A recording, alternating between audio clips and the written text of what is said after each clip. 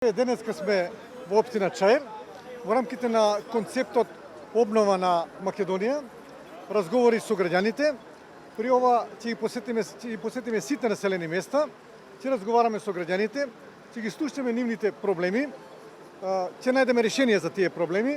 и сигурно врз основа на овие разговори и овие контакти со народот и со граѓаните ќе направиме нашата предизборна програма. Предизборната програма ќе биде така направена за да може да преку неа да се решаваат проблемите на граѓаните кои што ќе ги искажат преку овој концепт. Ова е практично подготовка за предвремените парламентарни избори. Ние очекуваме дека владата на Зоран Заев ќе се одважи и ќе распише предвремени парламентарни избори за да може да граѓаните да изберат влада која што навистина ќе работи за доброто на граѓаните на Република Македонија. При ова сакам да кажам дека владата на СДСМ во изминативе 3 години постојано лаже, тоест се тоа што го ветија на изборите практично го излажаа. Ветија дека ќе има плата од 500 евра, меѓутоа тоа не е остварено. Исто така ветија дека ќе има капитални инвестиции, меѓутоа сведоци сме дека оваа година капиталните инвестиции се само 20 за овие 8 месеци се само 25%,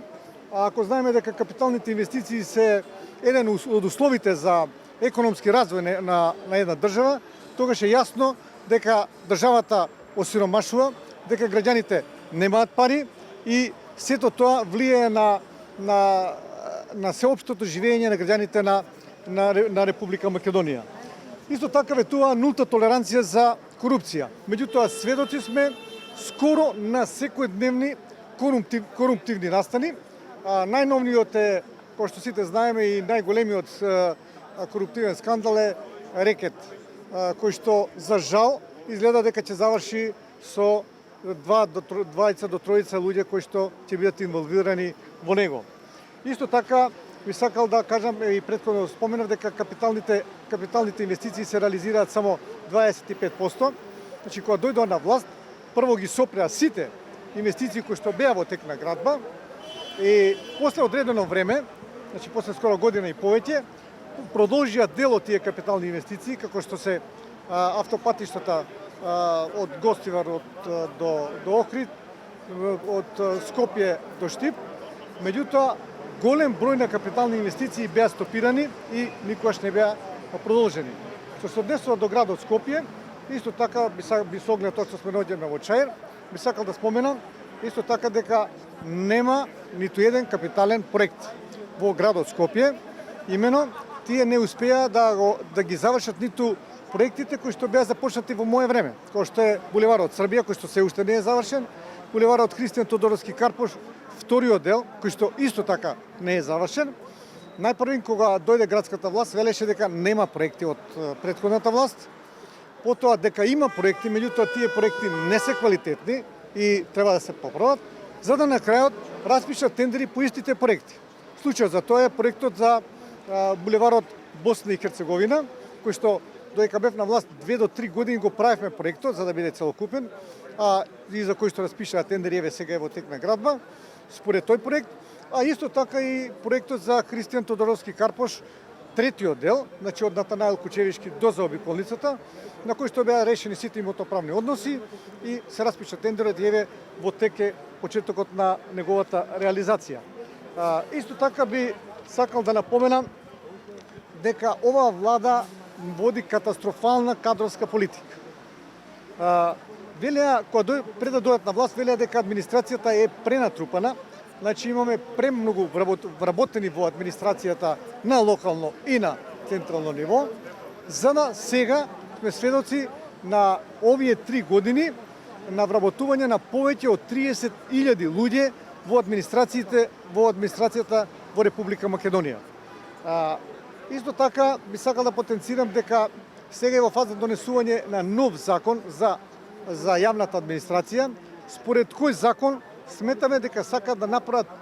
партиска чистка или чистка на сите оние кои што не мислат исто со СДСМ и при тоа овие вработени да бидат прераспределени во приватни фирми, а претходно да бидат прогласени за мрзливи. Па се прогласува за мрзливи заради тоа што не им се дава работа, ставени се на страна и кој од приватниците ќе прифати вработен кој што од државата, е прогласен од државната институција е прогласен за мрзелив. Мислам дека тоа е еден параван за да можат да исчистат администрацијата од луѓе кои што не мислат како нив, така кои не се од нивната партија и понатаму да ја партизираат државата, да ја партизираат администрацијата. За градот Скопје исто така и потенцирал дека кога ми заврши мандатот 2017 година, имаше близу околу 400 вработени, за да сега во овој изминат период, па се надам и мислам дека и следнава година ќе бидат работени значи околу 200 нови вработени, што ќе значи дека е зголемено скоро за 50, можда и повеќе проценти бројот на вработени во градот Скопје.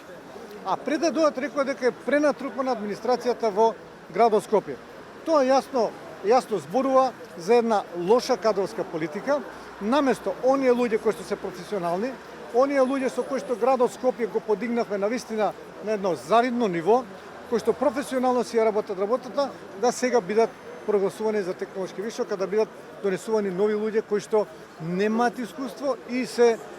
партиски послушници на оваа власт. Исто така би сакал да зборувам за јавните предпријатија, значи исто како што е за градот Скопје, слична ситуацијата и со јавните предпријатија. Значи имаме многу голем број на вработувања и мислам дека за неколку години јавните предпријатија ќе станат финансиски нестабилни, како што беа кога дојде во 2009 година, а воедно со тоа и нема да можат да извршуваат функцијата за која што тие се формирани.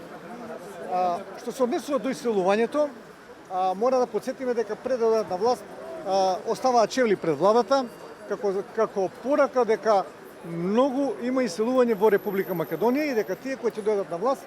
ќе го намалат или ќе го стопираат иселувањето. Меѓутоа свидоци сме дека во последниве 2-3 години масовно се иселуваат луѓето, значи месечно по десетици илјади луѓе ја напуштаат Република Македонија, а што е најжалосно, ја напуштаат младите луѓе, за кои што исто така СДСМ ветуваше дека младите луѓе ќе се обидат да ги задржат во Република Македонија, со тоа што ќе отвараат нови работни места, ќе има ангажирање за младите луѓе, образованието ќе биде подобрено и слично, меѓутоа ништо од тоа, така да сега имаме состојба, наместо да имаме состојба покрај празни села, да почнеме да имаме и празни градови. Сето тоа јасно зборува за една лоша политика на Социјалдемократскиот сојуз и на крајот би сакал да го споменам и загадувањето. Значи пред да дојдат на власт, еден од главните адути им беше дека ништо не се работи на загадувањето, дека Македонија е загадена земја, а особено градот Скопје и слично, и дека тие кои ќе дојдат на власт имаат подготвено мерки веднаш да го решат загадувањето во градот Скопје, да го сведат или да го доближат на нормално ниво. Меѓутоа, ништо од тоа нема ниту една нова сушествена мерка која што ќе влијае на намалувањето на загадувањето на градот Скопје, туку напротив, имаат мерки кои што мерки практично се продолжувањето на мерките кои што беа додека ние бевме на власт. Сето тоа јасно зборува дека оваа власт немала никаков концепт за решавањето на загадувањето и потсетил дека градот Скопје 2016 година беше добитник на втората награда од Европската унија за мобилност, што значи ја добивме таа награда гледајќи Европа дека градот Скопје гради велосипедски патеки, дава субвенции за велосипеди, набавува електрични велосипеди, електрични мопеди, електрични автомобили, исто така централа за управување и контрола на сообраќај, авиелот, автоматската локација и пратењето на автобусите, смарт тикетингот, сето тоа инфраструктурата, сето тоа допринесуваше за поголема мобилност на градот Скопје, со што заедно со Лисабон го добивме второто место во Европската унија и тоа беше практично потврда на нашите политики дека се движиме во добра насока. И на крајот би сакал да потенцирам дека со оглед на сето ова мое претходно искажано, има уште многу работи што треба да се кажат, дека народот е разочаран, дека народот веќе не и верува на оваа власт, веќе имаат секојдневни лаги и коруптивни настани. Затоа сметам дека оваа влада и господин Зоран Заев ќе се одлажат и ќе распишат предвремени парламентарни избори, на кои што ВМРО ДПМН според анкетите сметаме дека ќе победи на овие избори и ќе опочне обновата на Република Македонија.